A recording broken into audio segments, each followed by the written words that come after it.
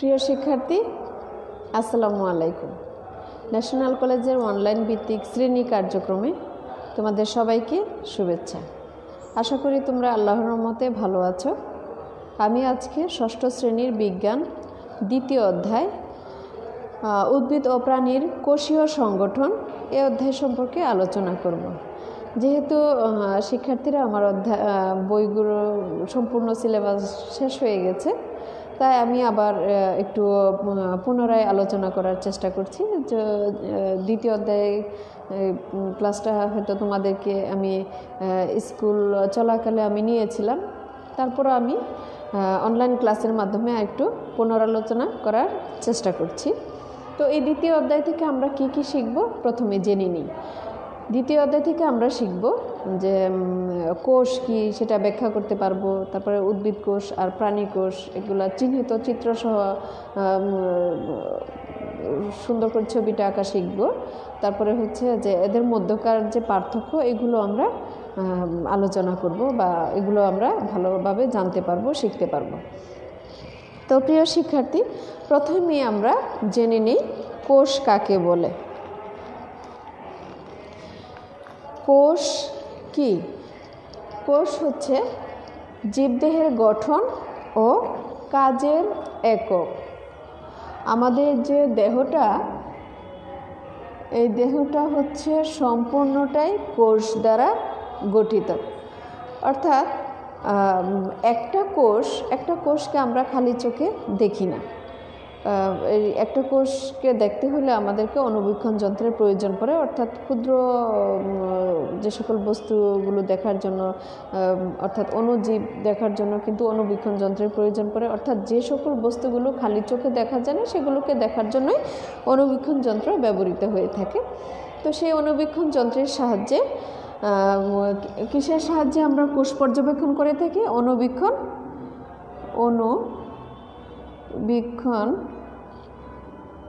যন্ত্রের সাহায্যে।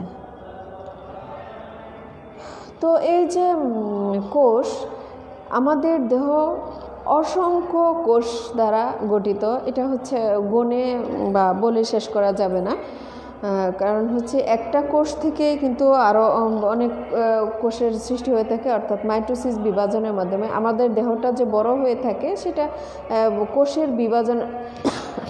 কোষের বিভাজনের ফলেই কিন্তু বৃদ্ধি পেতে থাকে। অর্থাৎ তোমরা আরেকটু উপরের ক্লাসে হয়তো বা জেনে থাকবে যে কোষ বিভাজন দুই ধরনের, একটা হচ্ছে জনন কোষ আর একটা হচ্ছে দেহকোষ।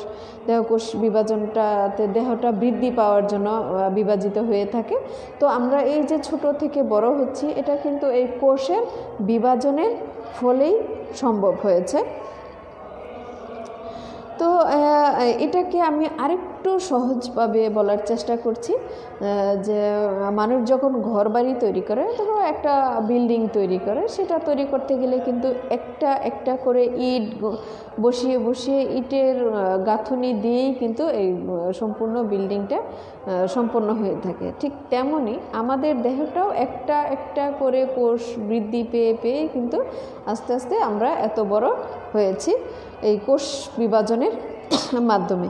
এখন একটা জীবকোষের গঠন, জীবকোষের গঠনটা কেমন হয়ে থাকে? জীবকোষের গঠন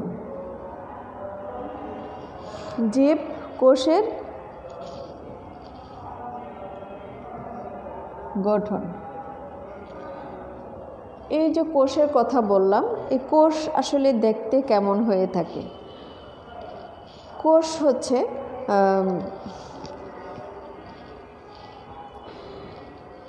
এখানে কোষ মূলত জীবকোষ হলেও উদ্ভিদ কোষ এবং প্রাণী কোষ। উদ্ভিদ কোষের গঠনটা একরকম এবং প্রাণী কোষের গঠনটা কিন্তু আরেক রকম হয়ে থাকে। তো উদ্ভিদ কোষের বেলায় হচ্ছে কোষ প্রাচীর, এই অংশটা বর্ধিত থাকে। আমি একটু সামান্য এঁকে দেখার চেষ্টা করছি। দুটা ছবিতে তোমরা একটু খেয়াল করে দেখো, উদ্ভিদ কোষের মধ্যে কোষ গহ্বরটা অনেকটা বড় এবং প্রাণী কোষের ক্ষেত্রে কিন্তু কোষ গহ্বরটা অনেকটাই ছোট। কারণ প্রাণীকোষে কোষ গহ্বর থাকতেও পারে, নাও থাকতে পারে। যদি থাকে সেটা কিন্তু অনেকটা ছোট থাকে। তো আমি এখানে একটু এঁকে দেখাচ্ছি।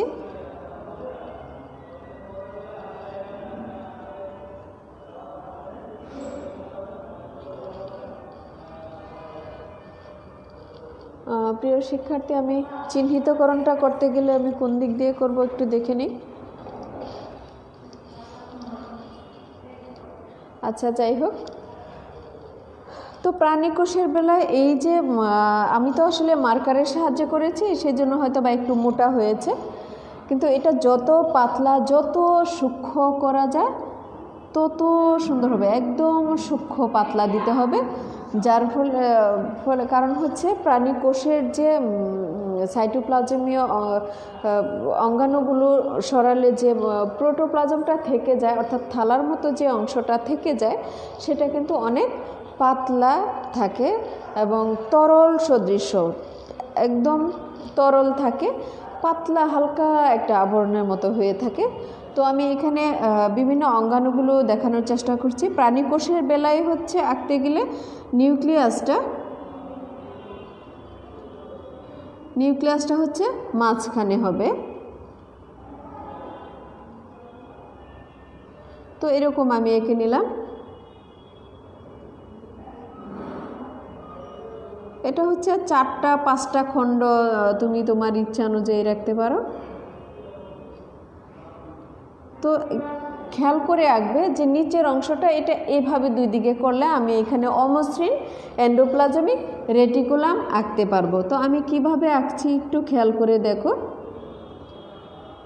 খুবই সহজ।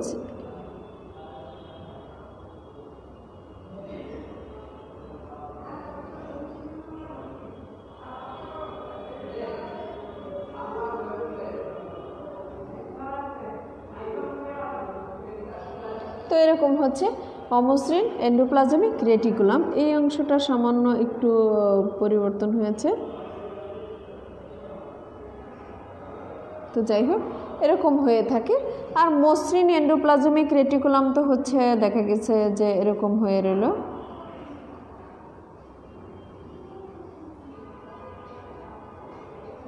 এরকমও হয়ে থাকে। তারপরে হচ্ছে মাইটোকন্ড্রিয়া।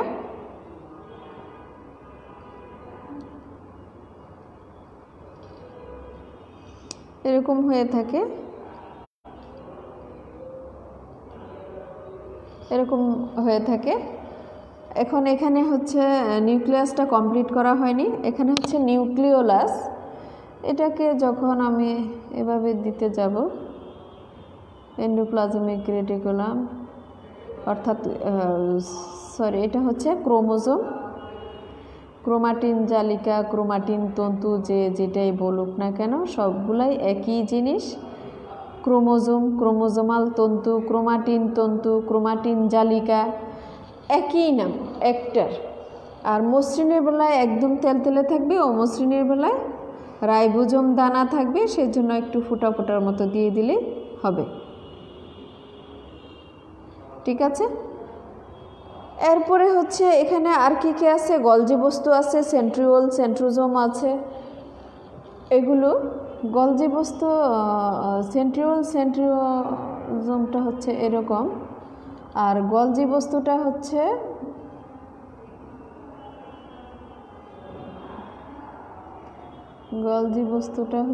এরকম।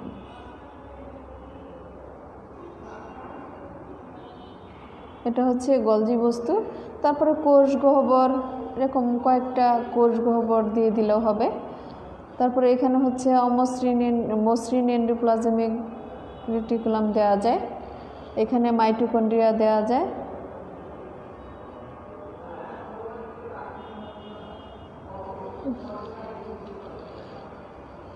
এই আর কি, এগুলো আরেকটু ভারী, যেমন এখানে মাইটোকন্ড্রিয়া আছে, এখানে আরেকটা মাইটোকন্ড্রিয়া দেওয়া যায়। এরকমভাবে সুন্দর সাজিয়ে দিলে হয়ে যায়। এখানে আর কি বাকি আছে?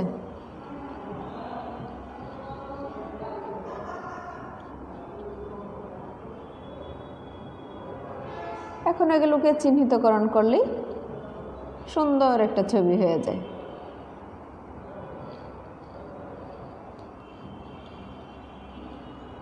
তোমাদেরকে আঁকতে দিলে দেখা যায় যে হ্যাঁ আঁকা হয়, পারি, পরবর্তীতে দেখা যায় সুন্দর করে আঁকা হয় না।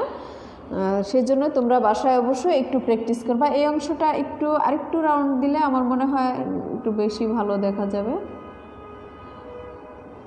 তো যাই হোক, এখন এই যে এখানে যে গহ্বর, সামান্য একটু গর্ত, এটা হচ্ছে কোনো কোনো কোষের বেলায় এরকম থাকে, এরকম হয়ে থাকে, এরকম দেওয়া থাকে, কোনোটার এরকম দেওয়া থাকে। অর্থাৎ এটা হচ্ছে এক রকমের মানে যে কোষ ঝিল্লির যে ভাঁজ, সেই অংশটা, কোষ ঝিল্লির যে ভাঁজ বা অংশ, সেটা এখানে একটা ভাঁজ দেখানো হয়েছে, অথবা এরকম করে দিলেও হয়, এখানে কয়েকটা ভাঁজ দেখানো হয়েছে। তাহলে এখানে সম্পূর্ণ যে প্রোটোপ্লাজমটাকে ঘিরে আছে বাইরের যে আবরণ, এটাই হচ্ছে কোষ ঝিল্লি। তাহলে আমি একটু চিহ্নিতকরণ করি, কোষ ঝিল্লি কোনটা, তারপরে হচ্ছে সাইটোপ্লাজম কোনটা।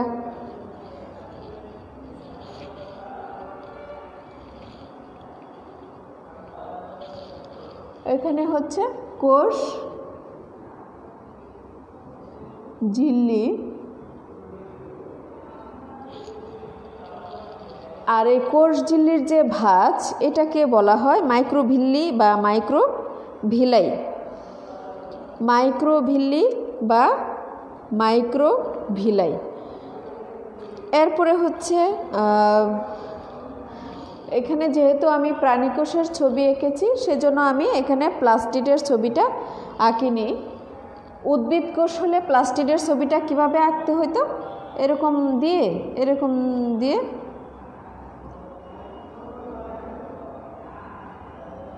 এরকম আঁকলেই হয়ে যেত। এটা হচ্ছে প্লাস্টিড, যেটা প্রাণীকোষে থাকে না, সেজন্যই এই প্রাণীকোষে প্লাস্টিডের ছবিটা দেওয়া হয়নি। তো এখানে আর কি কি আছে, এটা হচ্ছে সেন্ট্রিওল, তারপরে হচ্ছে সেন্ট্রোজোম, এটা হচ্ছে গলজি বস্তু, এটা হচ্ছে নিউক্লিয়াস, তারপরে হচ্ছে এটা হচ্ছে মসৃণ, এন্ডোপ্লাজমিক রেটিকুলাম, এটা হচ্ছে অমসৃণ, এটা হচ্ছে মাইটোকন্ড্রিয়া, এটা হচ্ছে কোষ গহ্বর, এই আর কি। আর এটা হচ্ছে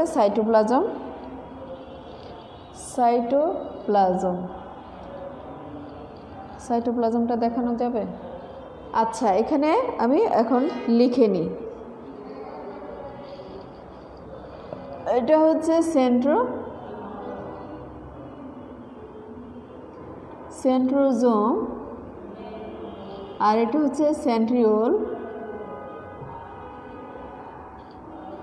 গলজি বস্তু।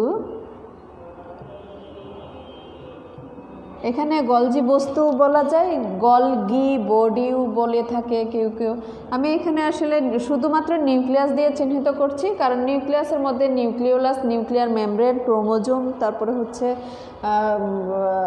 আর কি আছে যে ক্রোমোজোমাল, না সরি, এটা হচ্ছে নিউক্লিওপ্লাজম। এগুলো নিয়েই কিন্তু নিউক্লিয়াস গঠিত। আমি শুধু নিউক্লিয়াস দিয়ে চিহ্নিত করছি, ঠিক আছে। তারপরে এটা দেখ দিয়েছে মসৃণ, এন্ডোপ্লাজমিক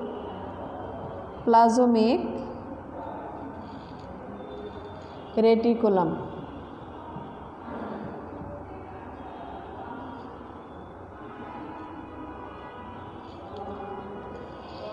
আর এটা হচ্ছে অমসৃণ,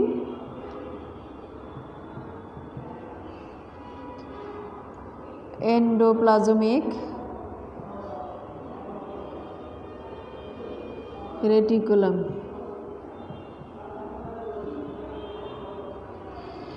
তারপরে হচ্ছে মাইটোকন্ড্রিয়া,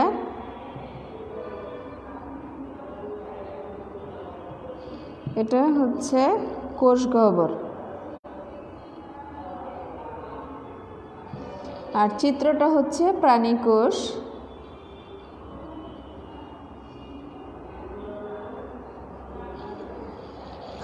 প্রিয় শিক্ষার্থী,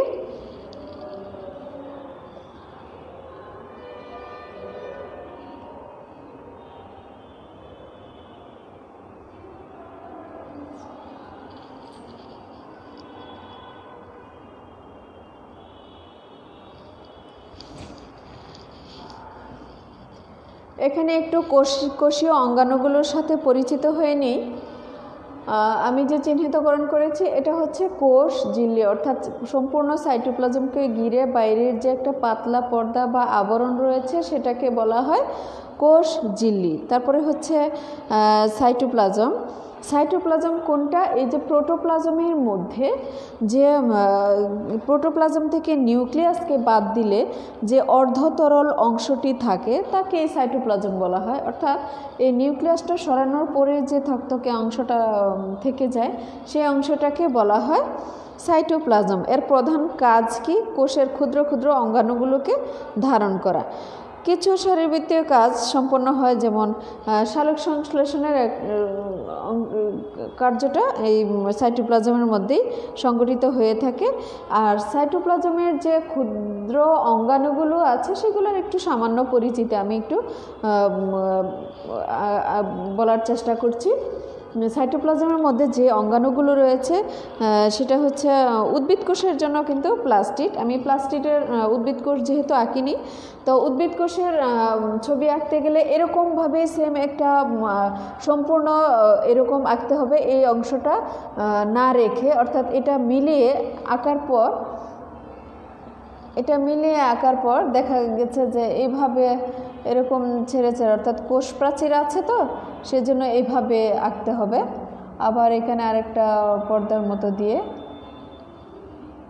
এরকম হবে, তো এখান থেকে আবার এইভাবে দিয়ে দিতে হবে। আমি দুইটা ছবি এঁকে সময় নষ্ট করলাম না, সেজন্য আমি একটু জাস্ট হালকাভাবে দেখিয়ে দিচ্ছি। আর উদ্ভিদ কোষের ক্ষেত্রে হচ্ছে নিউক্লিয়াসটা এক পাশে দিয়ে অন্যান্য অঙ্গগুলো সাইডে রেখে মাঝখানে একটু জায়গা রাখতে হবে, সেখানে বড় করে একটা কোষ গহ্বর রাখতে হবে, কারণ উদ্ভিদ কোষের মধ্যে বড় একটা কোষ গহ্বরই থাকে। আর প্রাণী কোষের বেলায় অনেক সময় কোষ গহ্বর থাকে না, আর যদি থাকে সেটা ক্ষুদ্র ক্ষুদ্র 2-4টা এরকম থাকতে পারে। তো উদ্ভিদ কোষের জন্য প্লাস্টিডও কিন্তু একটা হচ্ছে সাইটোপ্লাজমীয় অঙ্গাণু, আর প্লাস্টিডের সেটা হচ্ছে প্রাণী কোষে থাকে না, সেই জন্য আমি প্লাস্টিডের ছবিটা আঁকিনি। এরপরে হচ্ছে কোষ গহ্বর। এখানে কোষ গহ্বর আছে। কোষ গহ্বর কি? কোষ গহ্বর হচ্ছে এখানে কোষ গহ্বরের মধ্যে রস থাকে, সেটাকে বলা হয় কোষ রস।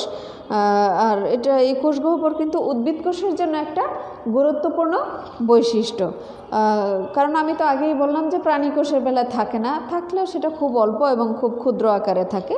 এরপর হচ্ছে মাইটোকন্ড্রিয়া। মাইটোকন্ড্রিয়া হচ্ছে উদ্ভিদ এবং প্রাণী দুইটা কোষের জন্যই কিন্তু খুবই গুরুত্বপূর্ণ, কারণ হচ্ছে মাইটোকন্ড্রিয়া হচ্ছে কোষের শক্তি উৎপাদন কেন্দ্র। এখানে কোষের যে শক্তি উৎপাদন হয়ে থাকে সেটার বেশিরভাগ অংশ মাইটোকন্ড্রিয়ার মধ্যে সংগঠিত হয়ে থাকে। আর এটা হচ্ছে দ্বিস্তর বিশিষ্ট ঝিল্লি দিয়ে আবৃত থাকে। বাইরের স্তরটা মসৃণ থাকবে এবং ভিতরের স্তর একটু ভাঁজ বা খাঁজ কাটা থাকবে।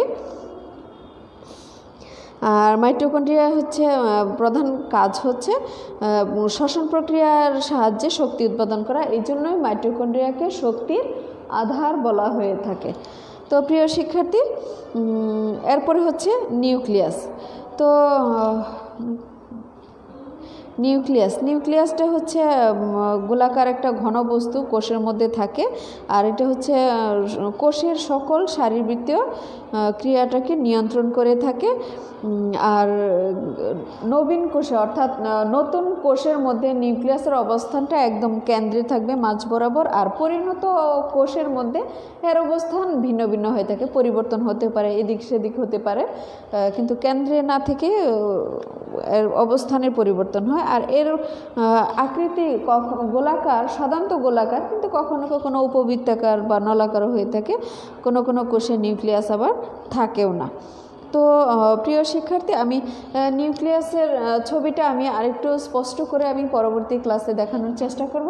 তো তোমরা সবাই অবশ্যই এখানে যে আমি যেহেতু প্রাণীকোষ এঁকেছি, তো তোমরা বাসায় বসে শুধু প্রাণীকোষ না, উদ্ভিদ কোষের ছবিটাও এঁকে অবশ্যই আমাকে দেখাবে। সুন্দর করে ছবি আঁকার চেষ্টা করবে, আর বাসায় বসে প্র্যাকটিস করবা। প্র্যাকটিস করলে ছবি আঁকাটা আসলে এটা একটা আর্ট। দেখা যায় তোমার নিজের আগ্রহ থাকলে ইজিলি হয়ে যায়, আর তোমার আগ্রহ যদি না থাকে তাহলে ছবিটা আসলে জোর করে এইভাবে তেমন ভালো আশা করা যায় না। তো সবাই তোমরা প্রত্যেকটা অঙ্গাণু এখানে প্রত্যেকটা অঙ্গাণুকে অবশ্যই ভালোভাবে অঙ্গাণুর ব্যাখ্যা সহ পড়ার চেষ্টা করবে। এখানে মসৃণ, অমসৃণ, এন্ডোপ্লাজমিক জালিকা আছে, এগুলোও কিন্তু কোষের ক্ষেত্রে বিশেষ গুরুত্বপূর্ণ ভূমিকা পালন করে। গলজি বস্তু, তারপর হচ্ছে সেন্ট্রিওল, সেন্ট্রিজম, এগুলো প্রত্যেকটারই কিন্তু সংক্ষিপ্ত আকারে ব্যাখ্যা সহ অবশ্যই ভালোভাবে শিখবে এবং বাসায় চিত্র আঁকবে এবং চিত্রগুলো কমেন্টসের মাধ্যমে আমাকে দেখানোর চেষ্টা করবে। আর এই আর কি, আমি আজকে এই পর্যন্তই। সবাই ভালো থেকো, সুস্থ থেকো, বাসায় মনোযোগ সহকারে পড়াশোনা করবে, পাশাপাশি আব্বু আম্মুর কথা শুনবে, আব্বু আম্মুর কাজে সহযোগিতা করবে, আর প্রতিদিন অবশ্যই লাইভ ক্লাস দেখবে। ঠিক আছে, সবাই ভালো থেকো, সুস্থ থেকো। আল্লাহ হাফিজ, আসসালামু আলাইকুম।